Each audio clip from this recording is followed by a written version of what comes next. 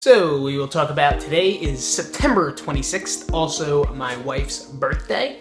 But it's funny how once you have the baby, it really doesn't matter. Like, even she said it herself, like, she didn't want a big party, she didn't want it. I asked her, I put a message out to all my friends and my family members, and I was gonna say, hey, gonna have a surprise and or a last minute barbecue, are you guys down, from 3 to 7? And I went upstairs, I go, hey Nat, would you like people to come over? Because I have this text message I'm gonna send to everyone, and if they come, they come, if not, not. She was like, nah, I'd rather just hang out, keep it low key.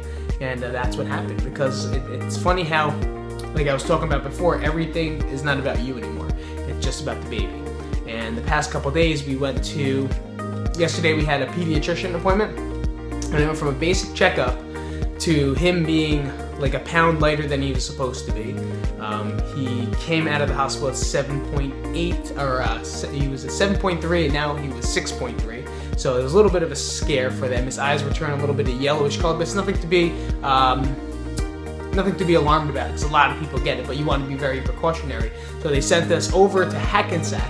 So I had to go from, I forget where, Clifton, all the way to Hackensack to get the worst customer service ever, first off, from everyone at the desk, until we finally got into the office, where the people that took the blood were such sweethearts and so great, and they were so happy that a newly born child was in the office taking the blood. We had to get blood tests for that. It was called like the Bip Bip Bop or something like that. I forget what it's called. The Bip Bip Bop. It's really to check for jaundice, which affects us in the liver, but I think it's a little different for babies. I'm not sure, but usually if they're not eating or gaining weight, usually that happens. You don't want that to happen. You don't want that stuff, I guess, to get into the blood.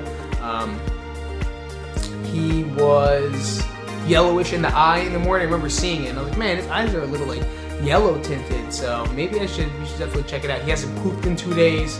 His pee is very minimal, so he was definitely dehydrated, but most of it was because in the first, my wife is breastfeeding, so she really didn't know how much milk she was actually producing, and she really wasn't, because it was mostly the colostrum, I believe, and it was very clear, like a goldish yellow color.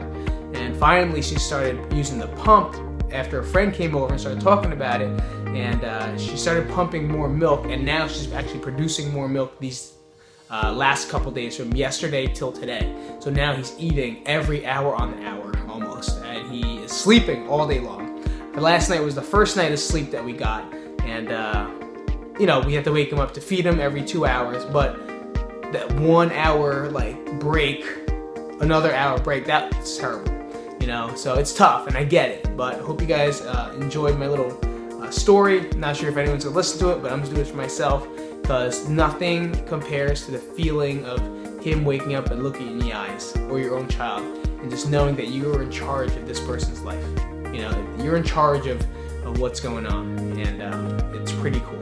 So you're gonna start making a lot of different decisions based off the kid, and no more alone about yourself. So it's gonna be fun. So I'll see you guys tomorrow.